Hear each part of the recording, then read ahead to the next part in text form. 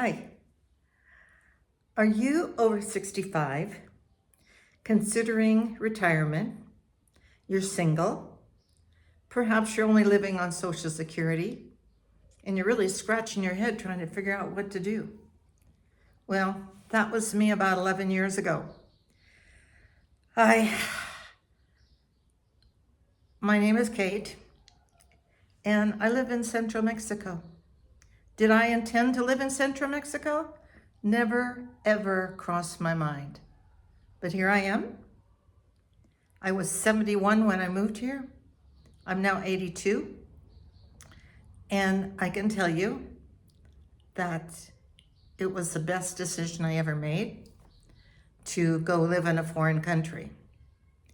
The reason I turned to moving to Mexico was because all my family's in California, and it's an easy trip from Mexico back to California to see the people that I love and for them to come see me. So when I was 65, I wrote a bucket list. I was with a bunch of friends. We were having a wonderful weekend together. There were probably about 5 or 6 of us. And we had just seen the bucket list movies, so we all wrote our bucket list. I put it in an envelope, wrote bucket list in it, and stuck it away. I was still working and knew I needed to keep working. But by the time I hit 70, I had some health issues that was making it more difficult for me to work. And I need to make some changes. And I was really perplexed. But as I turned 70, I thought, I know I wrote a bucket list. I don't remember where I put it. Well, I found it. And at that time, I was selling real estate along the coast in San Clemente with my daughter. I opened up the envelope, and number 1 on the list was to go live in a foreign country for 3 months. Well, I was still working, so taking 3 months off was going to be a problem. But I thought, I could do a month. And I've never lived in a foreign country for a whole month, so that would be major. Well, number 2 on the list was learn a new language. And I only spoke English, so that would be a challenge, but one that I'm ready for a challenge. So off I went to Mexico. But before I went, I started investigating places in Mexico that I could go, and also one that would be more nurturing, a town or a place. If I'm going to spend a month there, I want to be someplace where I would enjoy it, maybe some classes. And I had been dabbling in painting and sculpture and sewing and crafting and all that for years. And I thought, I think I'll go to find a place that offers some classes in any kind of art. So I went online, put Mexico art colony or art artists, and up popped a town called San Miguel de Allende. I'd never heard of this place before, but I looked online. They had a lot of wonderful art classes and all kinds of different classes for everything that is more artsy. Anyway, so then I thought, okay, this is where I'm going to go. And I thought, I need to find a place to stay where I'm going to feel comfortable, because I was going by myself to a place that turned out to be Central Mexico, where I've never been before. I found on Airbnb a woman that was an American, and she rented out only 1 room in her house. And I thought, that would be very comfortable to be with somebody who spoke English and who'd been there for a while, and I could kind of get my bearings. So I made reservations to be with her for a month. And that was very reasonable. And so then I booked my air flight, and I flew out of Los Angeles. So I jumped on a plane in Los Angeles, taken off to San Miguel. Well, you fly into a town called Leon, and then I managed to get to her house. I will follow that up with more detail of what I went through and the mistakes I made right off the bat, and to share with you because I want to encourage women who are single, who are worried about where they're going to retire, and they don't want to be a burden on their family.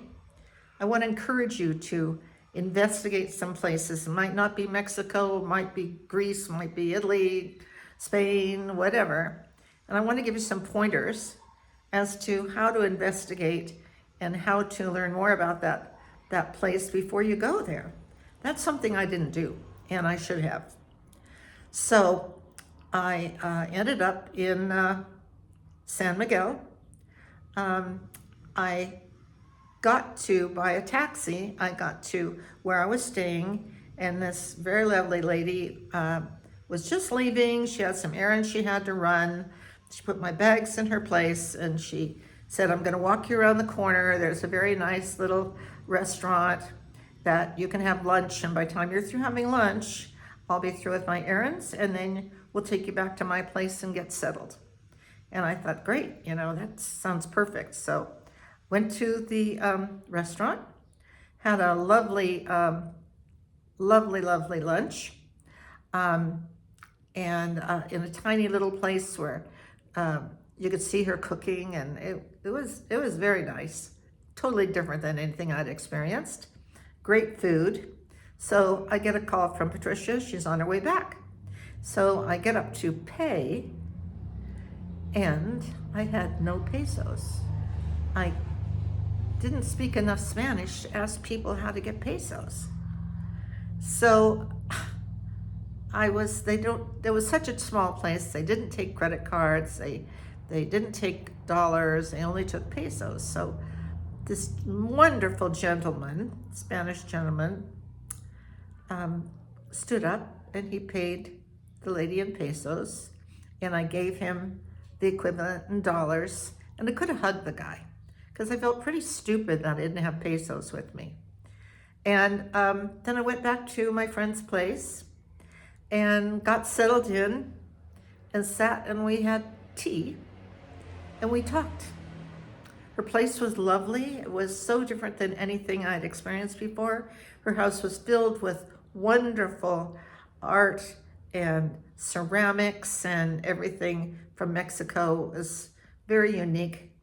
We sat and talked, and she told me a lot about where we were in San Miguel, and we ended up going, and she helped me learn how to get pesos, and we walked downtown to what they call the Jardín, which is the center, and we just sat there on a bench and talked, and that was my beginning.